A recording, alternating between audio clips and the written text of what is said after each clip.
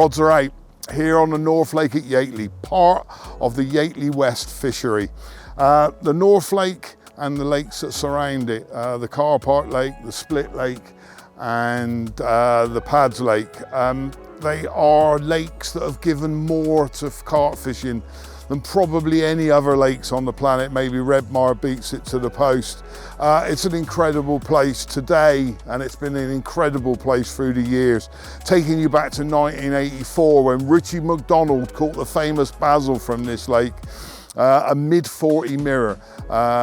He also caught Heather the Lever from the Carp Lake and Jumbo from the Pads Lake. 3 40-pounders from 3 lakes when there were probably at most 10 known 40-pounders in the whole country. And we have to remember, it was those carp, the people as well of course, but those carp that gave us so much pleasure today. So many people going out and enjoying their carp fishing, and obviously the massive industry that surrounds it.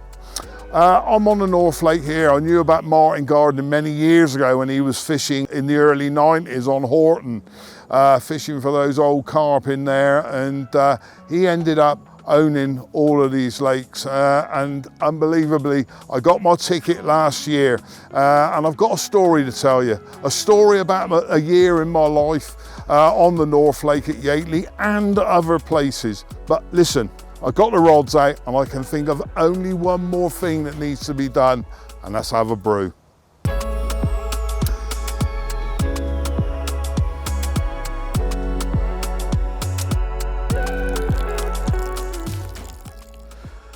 As I said, a cup of tea, and now I know I'm fishing. I'm happy with my rods, happy with everything.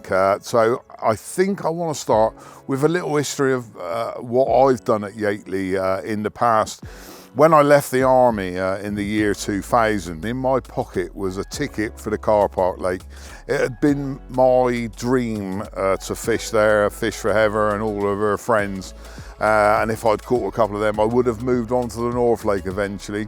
I did catch a couple out of the Carp Lake in my first year. It was absolutely wonderful. The dustbin at 40 pound 4 ounces and single scale at 43.12. I couldn't have asked for more. It was fantastic. And all the time I was on the Carp Lake, you always bumped into the people fishing on the north, and every now and again you got a call to go up there that somebody had caught basil. And you'd all trot round, you'd get like a dozen people in the swim, and the mighty basil would get lifted onto the bank, and yeah, you'd click away, and it was fantastic stuff. It's hard to describe how excited people got. When I caught those 2 fish that year out of the Carp Lake, everybody reeled in on the lake and came round to see them. Everybody wanted to congratulate you, and that's what the fishing was like back then. You know, 40 pounders were still very rare fish, and yeah, it was an absolute delight. Unfortunately, basil died. I think it was around 2007, 2008, and whilst I'd been involved with CMEX angling for quite a long time, I got invited over to test fire the North Lake. In its new form. What they'd done, they'd taken all the water out of the lake, they drained it down. There are some amazing photographs to be found of what the bottom looks like, and the geography of this lake, the topography of it is incredible. It's what makes it a very difficult water to fish, I think, most of the time. Yeah, it was crazy. And when it filled back up, I was here the day they put 25 stunning Suttons into the lake, and they're still part of the furniture here, but they rarely get caught, I think. Next up, there was a batch of fish from the blue pool. They netted the blue pool. The first lot weren't hand picked, but there was fish there to 35 pound, and I saw them all go in. The next lot, with the fishery manager from CMEX again, they brought 42 carp down from the blue pool. These had been hand picked, and there were some wonderful fish in there, and fish that went on to 3 of them, I think, went over 50 pound. Unfortunately, in later years, those fish passed on, but thankfully and obviously the lake has lived on. I did some work for CMEX putting it together. I saw Sparsholt College come here, trimming back the islands, taking out the snags, and all the Sparsholt students absolutely loved it too. It was an incredible place. I did some filming, some fishing TV. I did a program up here with them in the worst storms I think the country had in 86 years, and we had trees going down everywhere, and I broke rods and bivvies. It was a complete and utter disaster, but I did catch a couple of fish. Eventually though, it was time to move on, and I left the North Lake behind. And it was early last year, when Ali Buckman, who's the boss man at Crowthorne Angling, told me he'd got a ticket for the North Lake at long last, and I knew I was in line for one too. And due to contact with Martin, I was eventually going to get one. Ali had helped me through so many things personally with my recovery. He's been such a wonderful friend for Lynn and I was really looking forward to coming fishing with him. The problem with Ali is he tries to be 10 men all the time, so he's never here, but he's always doing something with fishing in mind, bless his heart. But I had my ticket. Now, I did not want to fish here too soon, simply because I think the fish spawned 3 or 4 times last year. I had absolutely no idea what condition they'd be in, and I thought I'll leave it until early autumn and then I can get down and have a look at the lake. During that time I did some wonderful things, fishing up in the Cotswolds. I fished a lake up there, Steve Obden, Pochard Lake. He's an ex-2 Para Sergeant Major. He owns the lake up there in the Cotswolds, and yeah, it's a remarkable and really, really fun place to go fishing. I think around that time I'd caught over 250 fish out of that lake, and I'd never ever caught a 30 pounder from there. And there was fish to nearly 40 pound in there. I just caught everything up to, I think I caught 2 fish at 28 pound and 12 ounces, but I was determined at some point to go back and catch a 30. I had a great time for 2 or 3 days up in Oxfordshire, linear fisheries on Oxley's Lake with the guys up there, all the lads from Fox, and it was a wonderful experience because we so rarely get together as a team of guys and sit down and socialise, and it was just a wonderful time. And I fished alongside Andy Maker and Tom Maker, 2 guys I used to fish with down in Kent, and you know, they're great friends of mine, and it was just a pleasure to spend some time with them. And of course, Mr. Andy Man caught the first fish of the opening of the events off the top, and yeah, it was. I had a wonderful couple of days, but completely and utterly knackered me out. Unfortunately, all that travelling I was doing up to the Cotswolds, I knew quite quickly how much it would take out of me.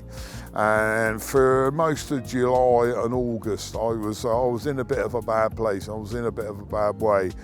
But you know, I don't want to talk about that too much, but it obviously takes me out of the loop. I'm not doing as much fishing as I used to do now, but I'm fishing at places that I want to be at. And after Martin had given me this ticket, it was wonderful. I knew that I could come here and I knew that I'd be able to fish, and that, with that in mind, it helped me to pull through the angst of not being well, you know, ending up in hospitals all the time for this, that and the other, blood tests, and I think they've tested every fluid my body can produce, and it was just incredible, but wonderful to have them on side.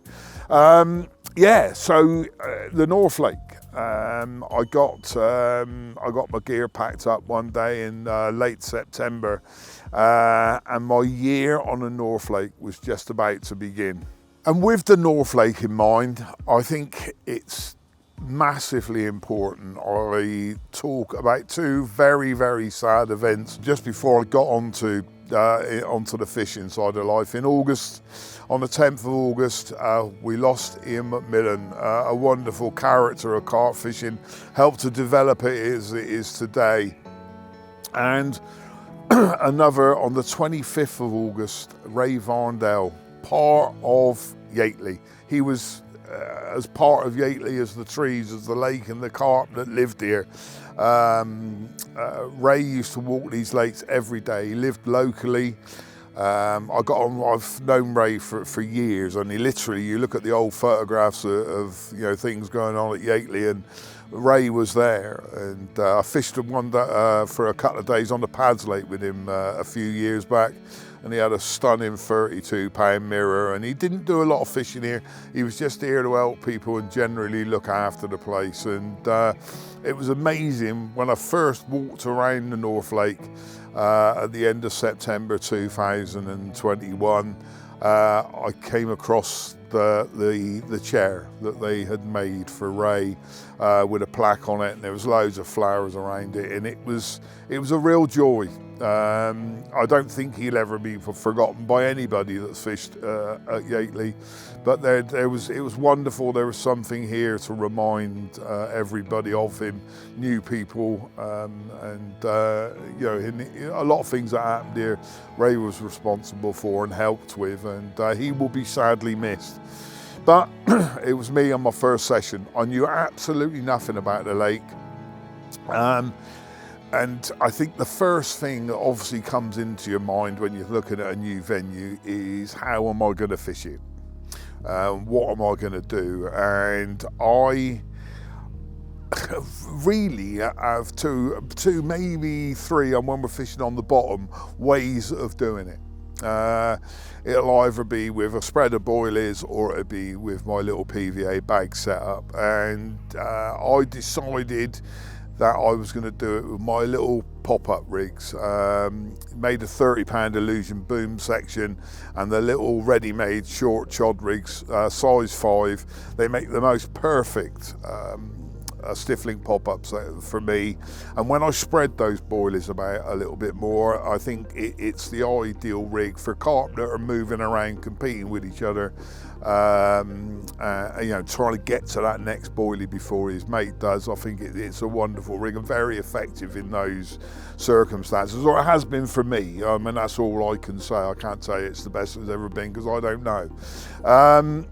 And boilies. I came on here originally with the hybrid from Mainline, and I've been a Mainline user for 30 years now, or nearly 30 years. Next year's 30 is the anniversary, and I'm very proud of that. But it might surprise people that know a little bit about Mainline baits. I never once used a cell boilie. I think all I wanted to do was prove to people that all the other boilies that Mainline made were just as effective. And that hybrid, which was a combination of the Active 8 and the cell, was just unbelievable. Everywhere I went, I caught loads of carp with it. So I was full of confidence on the bait front. 10 millers and 15 millers with the corresponding response pellets was the hook baits, was the free offerings that I was going to give them. Now, I had a couple of walks around the lake. I didn't know anything about it, and I chose a swim called the Fighting Post. It's a very one-dimensional swim, because there's really only one place you're going to aim for and put your hook baits. There is another swim which you can fish his water with another rod to your right, but in the main you're concentrating on a little island about 16, 17 wraps in front of you. First thing I did, led about, and I thought, okay, I'll put 2 over there, and I like to put 2 on the same spot. I do that an awful lot, instead of having one baited area there and one baited area here. So very often I prefer just to have one baited area in my swim. If those carp want to eat something, then that's the only place they're going to find some bait, and it's been very effective for me. And a lot of people wouldn't want to do that, want to take up a bit more real estate, and it's up to the individual. It works for me, and I'm so confident with it. So 16 and a half wraps out to the edge of this island, and I put about 3 key of my boilie and pellet concoction out there to keep my hook baits company. But they didn't stay very long, and within a few hours, I think about 3 hours, I got a bite. And yeah, you got to wrestle it around a couple of islands and a post and all the rest of it. But I had a beautiful 23-pound common.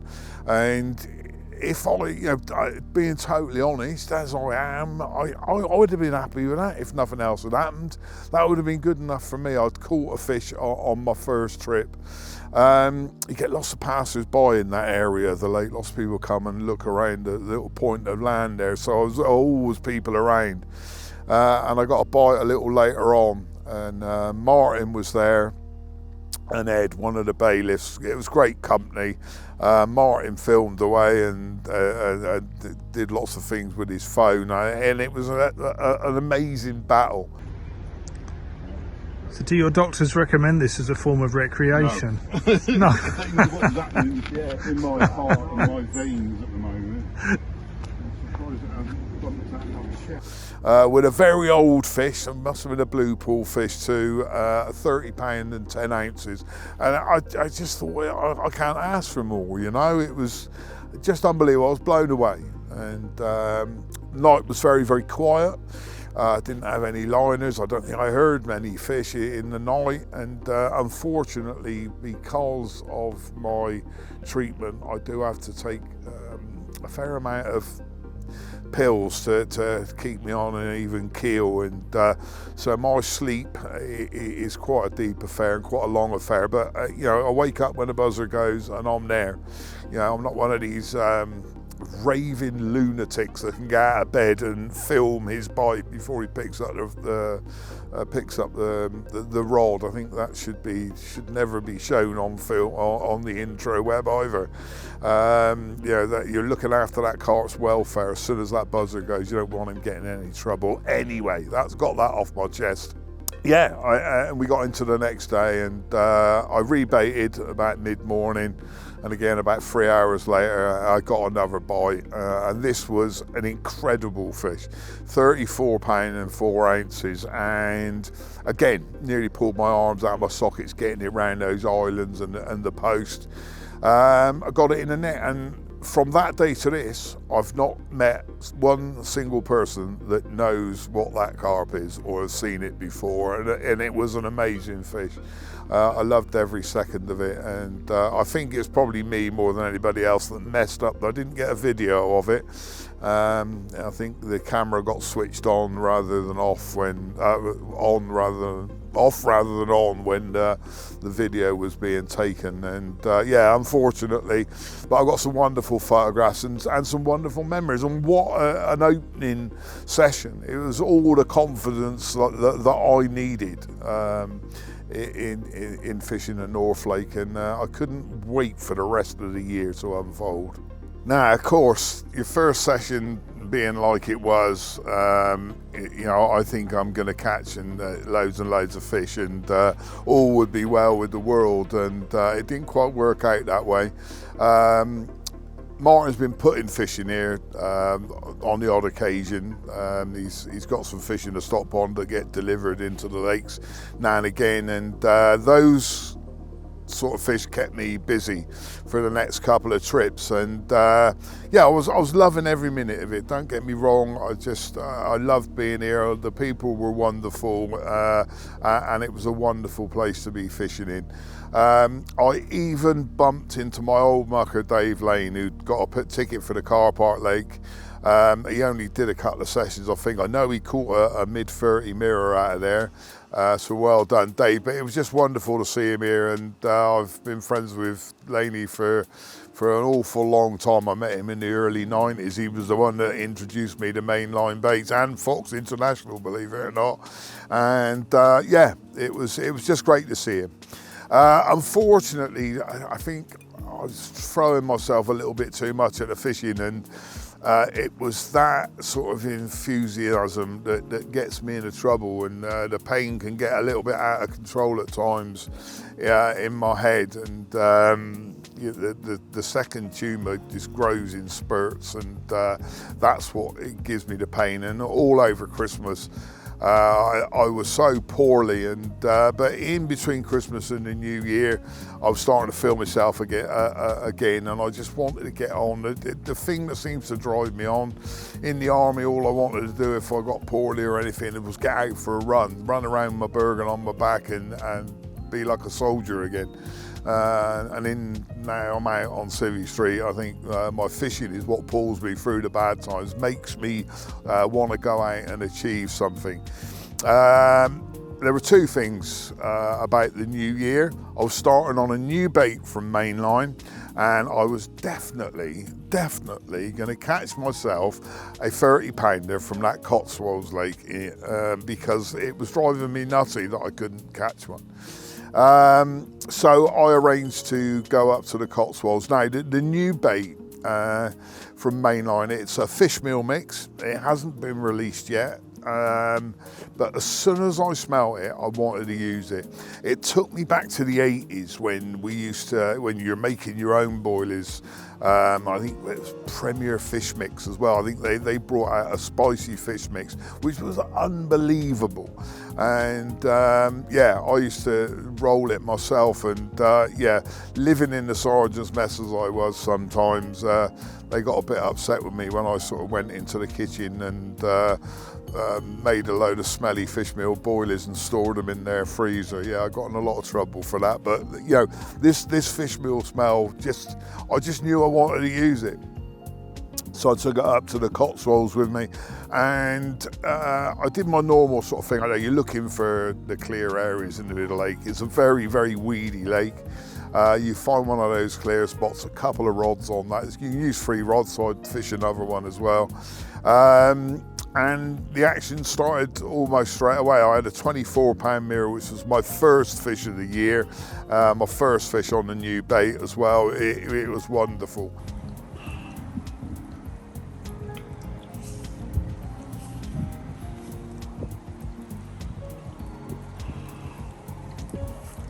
One of the best ways to celebrate a happy new year. On fire.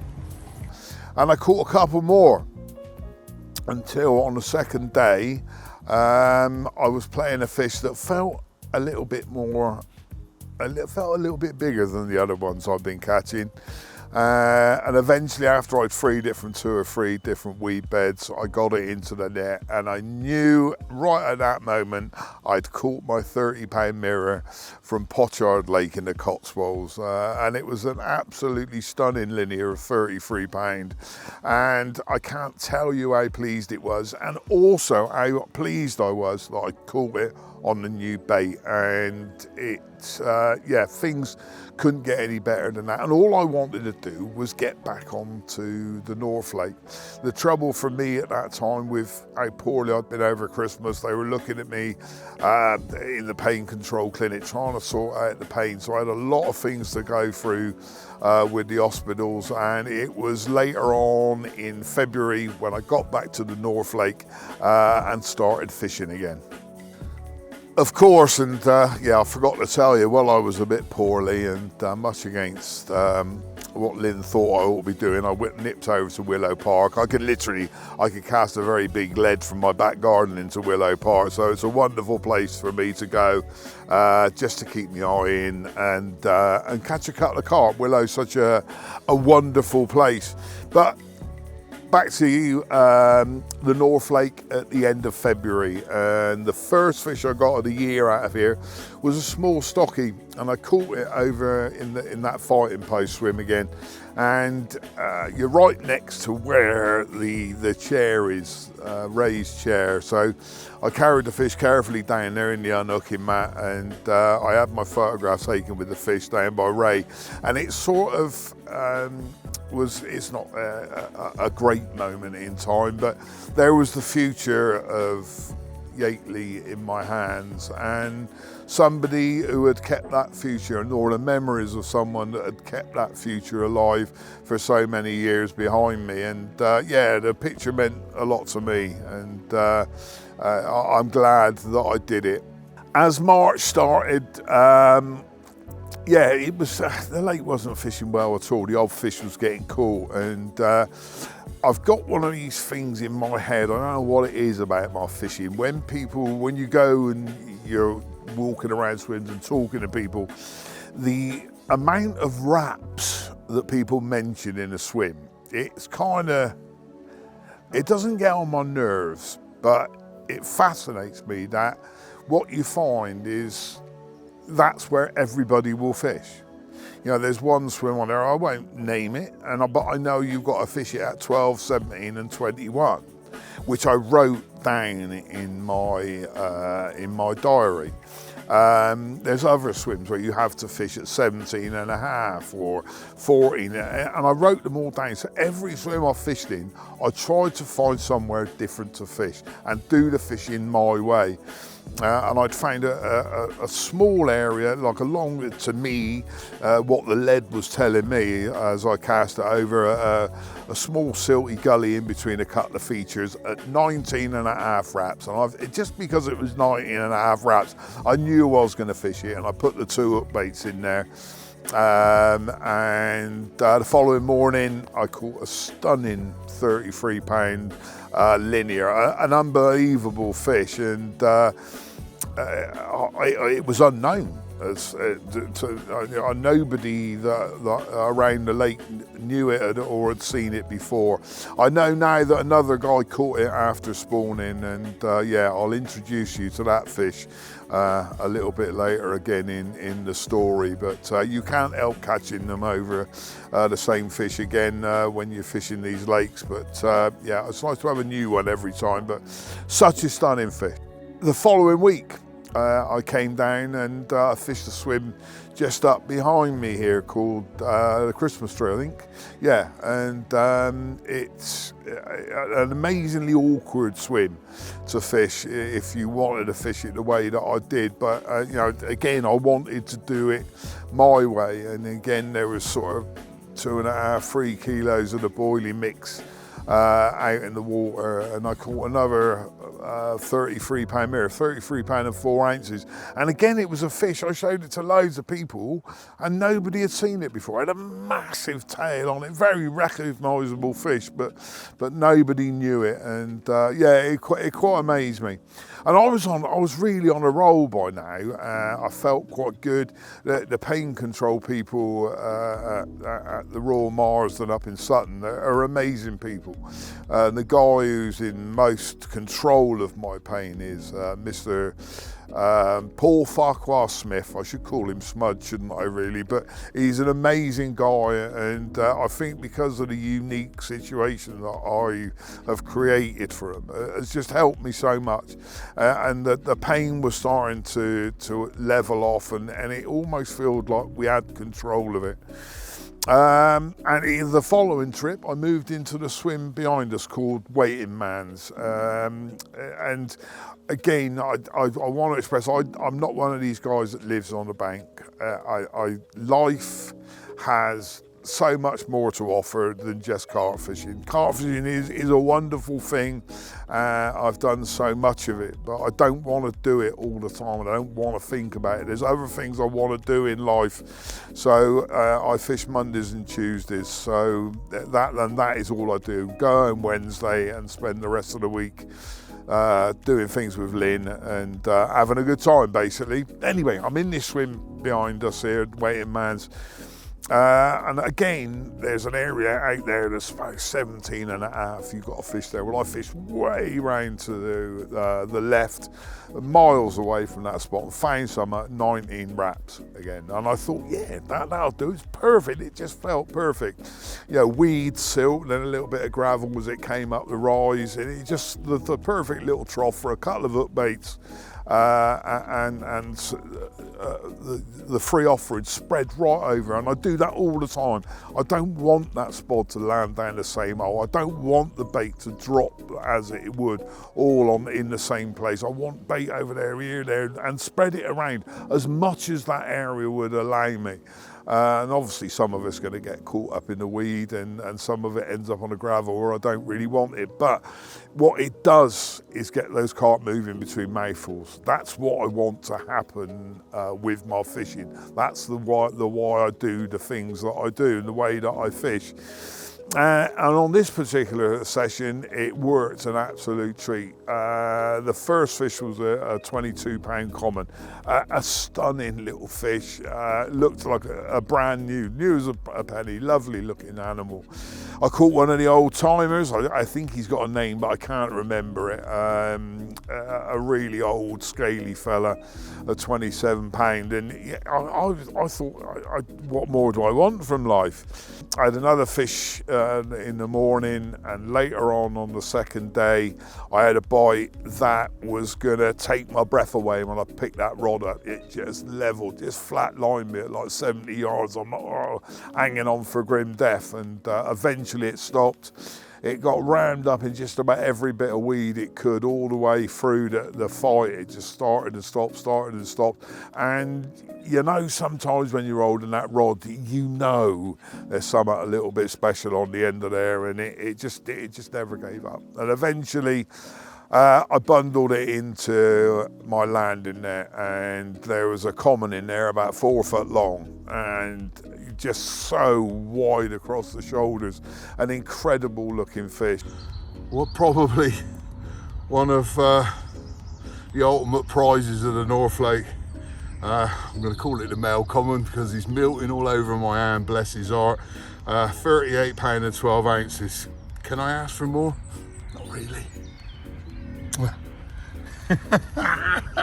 As I understood it, as people said to me, this was a fish that didn't appear on the bank very often. So it made the capture that little bit more special. And at 38 pound and 12 ounces was the biggest fish up to then that I caught at the North Lake. And yeah, it's hard to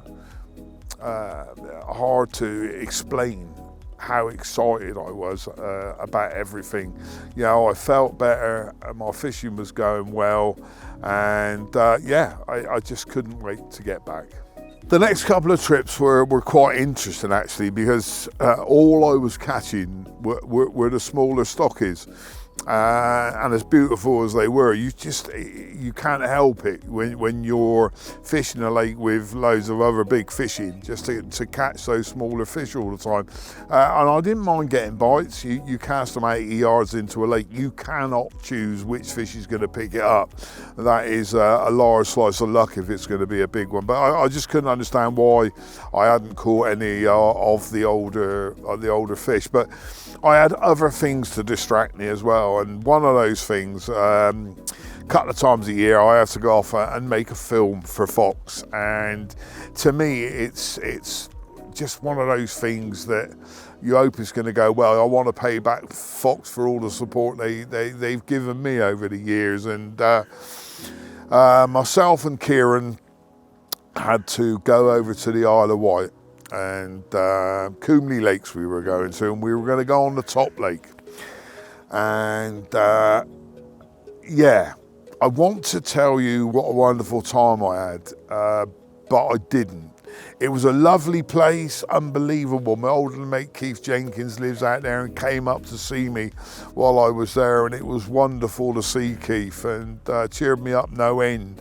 But yeah, I found out eventually that bait boats, everybody used bait boats over there, even people that said they did use bait boats, and it makes fishing very, very difficult for people that actually want to go angling, and it made it difficult for me.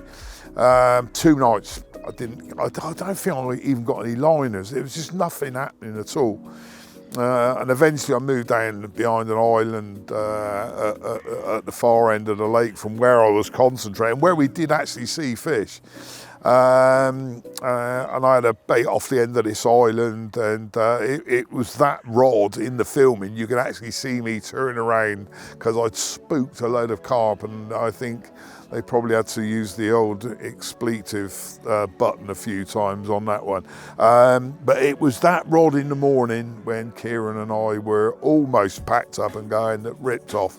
And I had the most stunning 32-pound mirror. And yeah, I've got a picture of me doing the old pose with that fish, putting it back. But I think what I really wanted to do was give it a good cuddle and thank him for putting me out of my misery. But yeah, it was an hell of a trip. Kieran and I went through the ringer on that one, but we got there in the end, and I think it was a film that showed that carp fishing ain't the easiest thing on the planet, and neither should it be. I think working for them makes us so much more happy when we catch them. But I want, again, you know, it's just getting back to the North Lake. Things like that take a while for me to get over. And I must have slept for the best part of 3 days after that, and got myself back onto, you know, where I thought I was okay, and get back to the North Lake. And on that trip, I hooked a fish actually. I was fishing in this swim I'm in now, and I put 3 key bait out, and about an hour and a half later I got a bite, and it absolutely roared, and it roared, and it roared, and it roared, and it came off after about 30 seconds, and I was just so miffed. And to take the anger out of myself, my poor little spod rod got another smash in, and I put another kilo of bait out there just to relieve the anger out of my system. And unbelievably, 4:30 in the afternoon, this the same rod again ripped off, and I had a cracking, real beautiful 32-pound mirror that was just, it was pooing out my bait everywhere. You know, if you need a confidence booster that the fish are eating your bait, it doesn't get any better than that, you know. And yeah, beautiful, beautiful fish, and just gave me all the fire I needed. It lit the fires, and I felt proper on top of the game. Came back a couple of weeks later. I had to miss a week. I came back a couple of weeks later and then fished right over the other side of the lake from here, and I had an incredible session. It really was incredible. I caught 4 wonderful fish, and 2 on each day, and yeah, I caught one called the pug. It's a proper well-known fish, just under 30 pound, 29.12 I think she was, and I caught another one, the most ridiculously 27 pounder with the most ridiculous fantail on it. And the following day I had a smaller fish and a 35 pound 2 ounce mirror, which is, it just looks like a block of mahogany when you look at it. It's just a dark, beautiful, beautiful fish. And I think just, you know, if you want to see the sort of stamp of fish that are here at Yateley, you know, that is a typical example. Stunning fish. I think it was a male. It had massive pecks on it, that, you know, and it was just a real scrapper. But it's, you know, it lit all my fires. I was absolutely blazing by now. Next trip, I was back in this swim again, and I found a little spot out there, and I do get bites from it. And it's I'm gonna swear I'm fishing now, so you know I can only touch wood and hope something will happen over the next couple of days. But yeah, I was in here and thinking it was all gonna, you know, I wasn't gonna catch anything, and the weed was ruining everything, and great rafts of it drifting into your line. And on the final morning, one of the rods ripped off, and I had the most glorious 36 pound mirror. It was a real stunner. And you know, I'm thinking I've nearly done a year on Yateley, and what a special place it'd be. What a wonderful place. You know, the vast majority of people on here, it's so wonderful. And I thoroughly enjoyed myself. And just to round it off, exactly the same time, towards the end of September, when I came on here 12 months before, I had a ridiculously silly boat battle with a guy called Dave Povey. Helped me out, took me out in the boat to get a 22-pound common out of the weed, bless his heart. And that rounded off my year at Yateley. It's been an incredible journey for me. Really, really, it's wonderful to see this historic venue back to its former glory. I mean, it's different lakes and it's different kind of fishing. When Basil was alive, there were 15, 16 fish in the North Lake. When Heather was alive, there were 9 fish in the car park lake. Back in the day, there were only 5 of them in the Pads Lake. When you think there's about 125 of them in there now, it's crazy. Fishing has changed, but I always doff my cap when I come through these gates for what Yateley has done for carp fishing. You know, the drive that it's put into it. It's put a fire under carp fishing as an industry and as a pastime, and I don't think we can thank it enough. And it's got so mad that I've got a YouTube channel now, Ian Chillcott Carp Angler, and a lot of the little times when I wasn't on here, it was probably because me and Ali Buckman were trying to work out how this is all done. I've got no idea. I've only just learned how to use a mobile phone, but it's just been released, and I hope that people will get to see it. But yeah, in all of that time, I've had the North Lake to think about, and all the time, this lake has been just pouring fuel onto my fire.